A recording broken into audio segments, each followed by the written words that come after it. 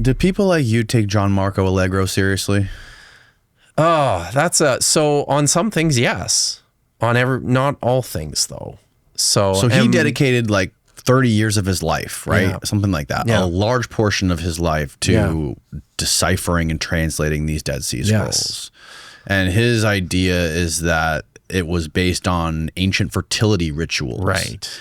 And the mushrooms, his idea of the mushroom was like, and correct me if I'm wrong here, because I'm sure you're way more familiar with him than I am, but the way mushrooms grow are very different from plants. Right. So things aren't fertilized. There's no seed, right? There's some mycelium comes out of the ground. Rain comes from the sky, and these mushrooms appear. So they're kind of like he equates that to the Virgin Mary and Jesus being born. Yeah. So his idea is Jesus was a psychedelic mushroom, right? Yeah. That's You like that, Steve? that's a good summary. But that's basically his idea. But that's a particular idea that all scholars have basically suggested. Which is not surprising. They don't agree with that. No, that's true. However, the reasons many of them dismissed Allegro because it conflicted with religious institutions. But that's not the only problems. Like from an academic perspective, his work is sloppy. So, really? Yeah. How so? Well, one of the things that Allegro's theory is based on is his reading of ancient Sumerian text. Yes. And this was actually in like the first chapter of his book. I was even red flags were popping up to me because I didn't know. I mean, I had no idea that you could actually take roots from Hebrew and link them to Sumerian. You can't. Okay. That's the foundation problem, right? of everything. It is. That's the foundation of his entire book. Yes. And that's the major problem with it.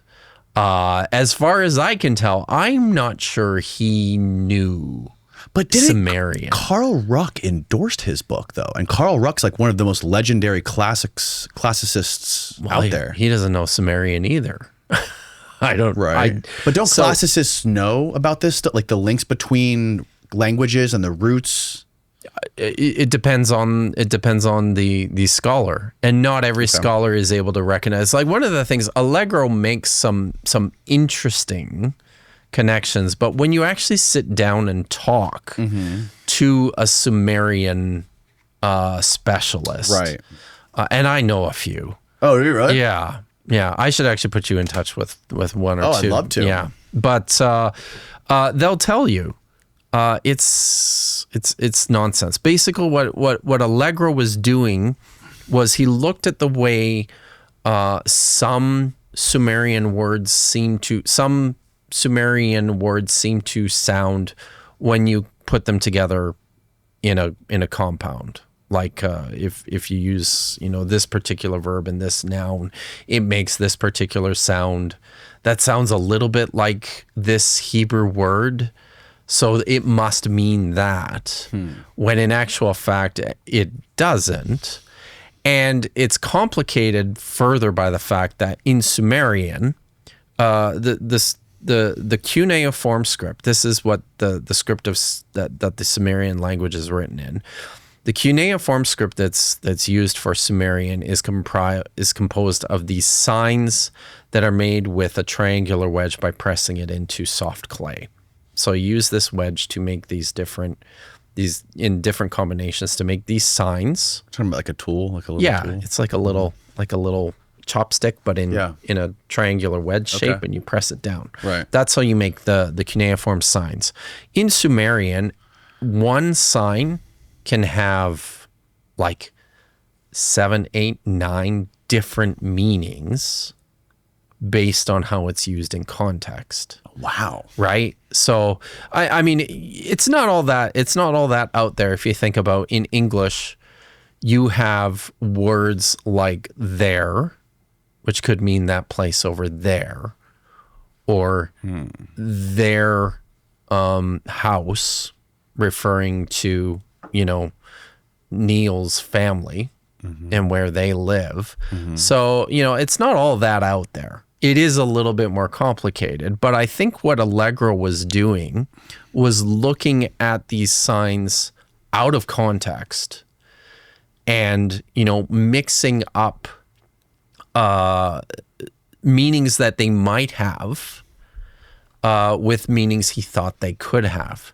And then the other problem, and this is something actually that his daughter, Judith Brown, wrote a nice biography about John Allegro, and she pointed this out actually as well, that when Allegro, he had like hundreds of footnotes in his book, documenting, you know, the usage of these Sumerian words and what they mean.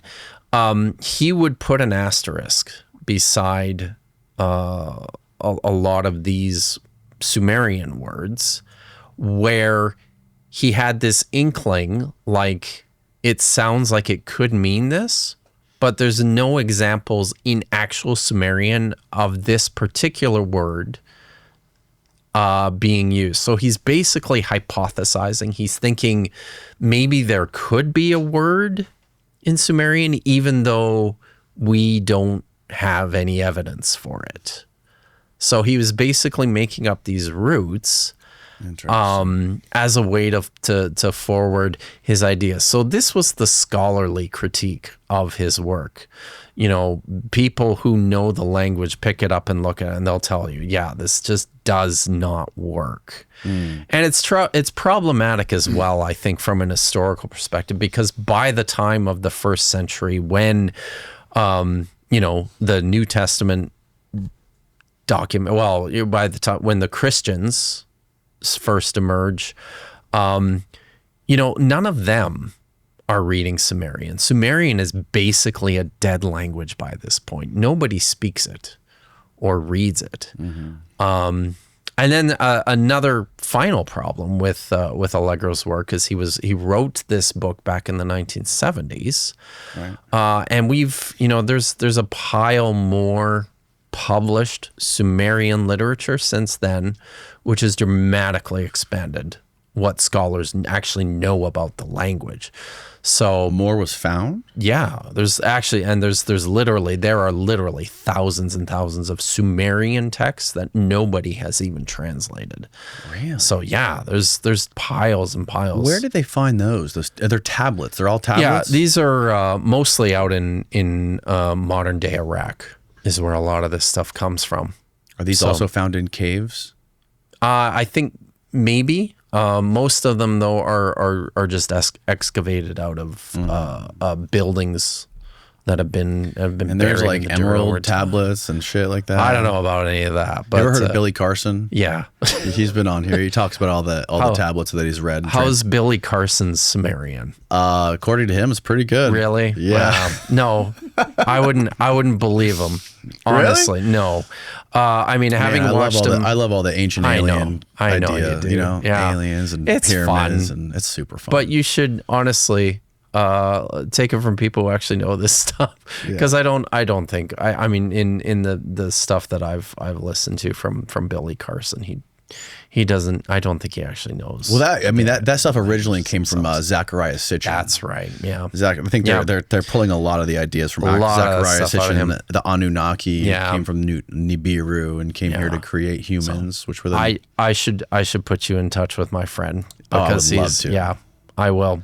So if you know, it would be a bittersweet moment, but we like to. I mean, you like to play in the sandbox, but in the end, you wanna. Yeah, you want to believe things that are true, right? I mean, what is true nowadays? Right. You know, it's the truth is a very slippery thing. That's true. Especially in the age of the internet.